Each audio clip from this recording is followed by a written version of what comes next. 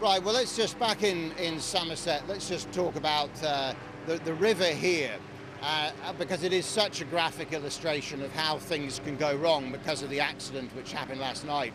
Rachael Fay is local, brought up here. Good afternoon to you. And just in terms of this particular crossing, I mean, we're in a couple of inches of water. It's really quite benign, although messy on the edges. What sort of state does it get into?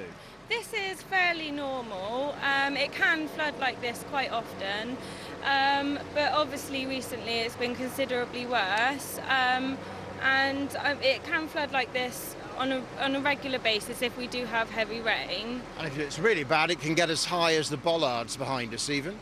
Yes, I would say, but not very far up. Right. But obviously we, on the 24th of September, there was the first worst flood in 20 years, and then again, of course, yesterday. Right. I mean, there's around about, I think the latest figure now, as I'm hearing, is 77 flood warnings around England and Wales. Just how quickly does it change here?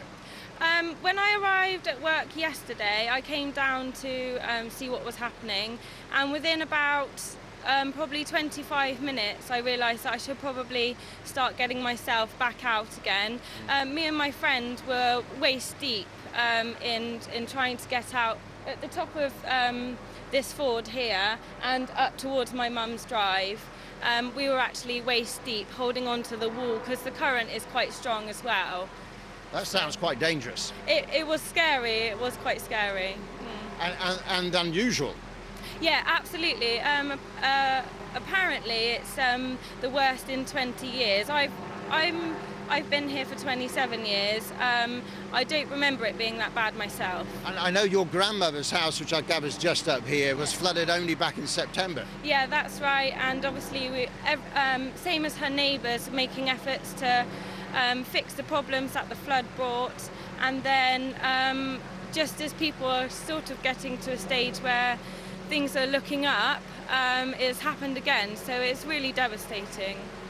I mean, it's something that you're almost sort of having to get used to as a matter of routine, it sounds. It's worrying that's the case. I don't know.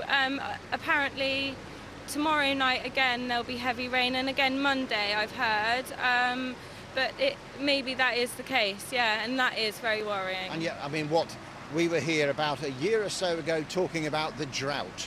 Yeah, absolutely. Such a contrast. It's very shocking. All right, well, Rachael, thank you very much indeed for talking to us. Thank you very much. I think there's no doubt that the tragedy which has happened here is a very graphic illustration of just how potentially dangerous the floodwaters can be. We keep hearing the warnings to motorists to be very careful about choosing when to drive through floodwater if you're not sure how deep it is, and crossing river fords and the like. And this is an illustration of how it can go terribly wrong, how it can be misjudged. It's worth saying that in this part of the country, in November, you would on average get 100 millimetres of rain, 4 inches of rain. Well, in the last 2 days, there has been exactly that. 4 inches of rain.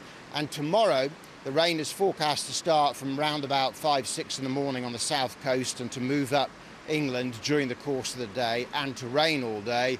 Another inch or so is forecast as an average, and some places will get more than that. And because of this existing saturation, there is the great concern. Much more information on the BBC's website and also on the Environment Agency's website as well as the Scottish equivalent too. Back to Matthew and Martine.